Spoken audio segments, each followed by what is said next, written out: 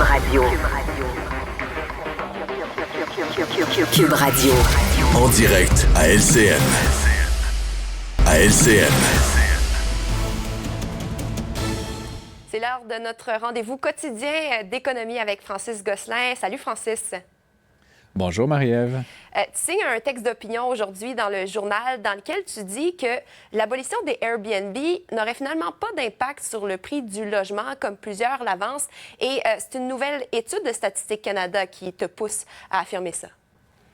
Oui, effectivement, c'est un texte d'opinion, mais c'est un texte d'opinion documenté, là, j'aurais envie de dire. C'est une étude qui a été publiée là, à la fin juillet par Statistique Canada, puis les données sont quand même assez intrigantes pour moi. On a tendance à prendre le nombre d'inscriptions sur Airbnb puis dire, voyez les milliers de logements, mais en fait, ce qu'a fait Statistique Canada, qui est quand même fascinant pour moi, c'est qu'ils ont extrait là, tout ce qui est des chalets 3 saisons, la chambre chez le cousin, etc., et vraiment se concentrer sur ce qu'on pourrait appeler des logements potentiels à long terme.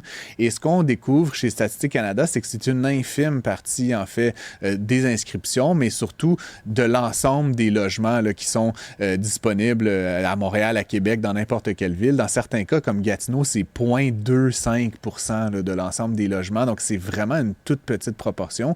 Et que même si on les abolissait entièrement, ça n'aurait pratiquement aucun impact sur le prix des logements dans l'ensemble. Donc, peut-être que c'est, puis là, ça, c'est l'opinion qui parle, peut-être que c'est une mauvaise cible à laquelle on s'attaque. Et il me semble qu'on en fait tellement grand cas chez les élus, dans les médias, un peu partout, alors que c'est quelques centaines, quelques milliers de logements.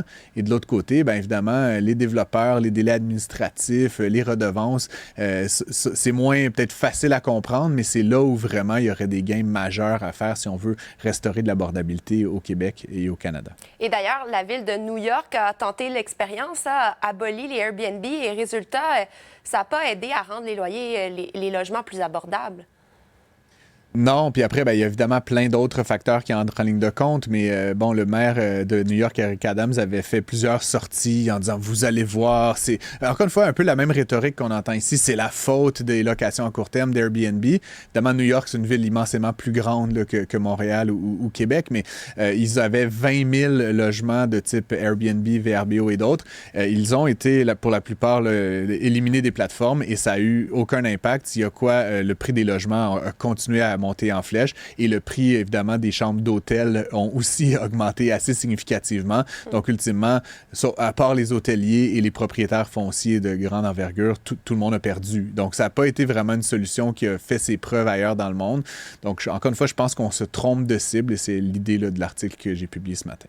Et parlant immobilier, ça bouge cet été au Québec. D'ailleurs, la région de Montréal qui a enregistré une hausse des ventes au mois de juillet. Et habituellement, le mois de juillet, c'est un mois très tranquille en immobilier.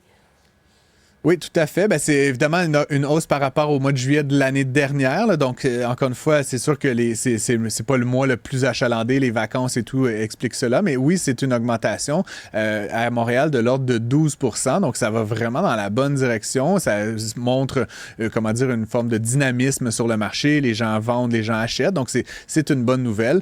De même, là, dans la plupart des villes du Québec, là, donc on voit vraiment que le marché commence à reprendre de la vigueur. Donc, ça signifie... Puis je pense qu'évidemment, en lien avec le taux directeur, ça signifie que les acheteurs sont toujours présents, qu'il y a de l'optimisme face à l'avenir. On en parlait hier là, en lien avec le rapport publié par Desjardins. Les Québécois s'attendent à des bonnes nouvelles économiques dans les prochains mois. Et donc, je pense que ça stimule évidemment l'achat et la vente de propriétés. Donc, plutôt une bonne nouvelle là, pour l'ensemble de ces municipalités, puis évidemment pour les ménages québécois qui trouvent domicile. En espérant que le taux directeur poursuive sur cette tendance-là, évidemment. En terminant, Francis, je voulais finir sur un sujet un petit peu plus inusité. Il y a des gens rusés sur le web et on en a un exemple très fort aujourd'hui. Le nom de domaine, donc le nom de site web harriswalls.com a été vendu dans les dernières heures pour 15 000 $. Vous voyez ce qui a été publié sur ce site-là jusqu'à présent. Bon, seulement une esthétique de la tendance Brat, mais la personne qui l'avait acheté, ce nom de domaine-là, l'avait fait en 2020 pour 8,99 $. Donc, quasiment 15 000 $ de profit. Il a eu du flair, cet avocat. Oui, tout à fait. En même temps, c'est des stratégies auxquelles plusieurs spéculateurs ont recours. Hein. On achète une pléthore de noms de domaine. On pourrait imaginer Harris Shapiro, Harris, je sais pas, ou Biden Harris, tout ça. Puis évidemment, il y avait eu des histoires similaires dans le passé là, avec d'autres présidents, vice-présidents. Clinton Donc, Kane, on achète longtemps. Le même homme qui l'avait exactement. acheté et qui l'avait vendu pour 15 000 $. Et donc, on peut acheter beaucoup de domaines à 9 $. Il suffit qu'il y en ait un qui fonctionne, évidemment, à 15, 20 000 ou plus. Encore une fois, pour moi, 15 000, honnêtement, je vais dire, Marie-Ève, c'est presque un bargain là, pour le Parti démocrate. Il aurait possiblement été possible là, que la personne exige beaucoup plus d'argent. C'est un autre domaine, évidemment, très prisé suite à l'annonce du colistier de Mme Harris. Et donc, il y a des univers comme ceux-là de spéculation. Juste un petit exemple en finissant, mais le site friend.com aurait été acheté pour 1,8 million de dollars récemment par une entreprise d'intelligence artificielle de la Silicon Valley. Puis l'histoire veut qu'ils ont levé à peu près 2 millions de dollars de capital de risque puis qu'ils ont mis 1,8 de ces 2 millions-là à acheter le nom de domaine. Donc, il y a toutes sortes d'histoires un peu farfelues quand vient la question vraiment des liens là, URL. Mais quand même, il faut lui donner qu'il a eu du flair, celui-là, dans ce cas-ci. Francis, merci. Bon après-midi.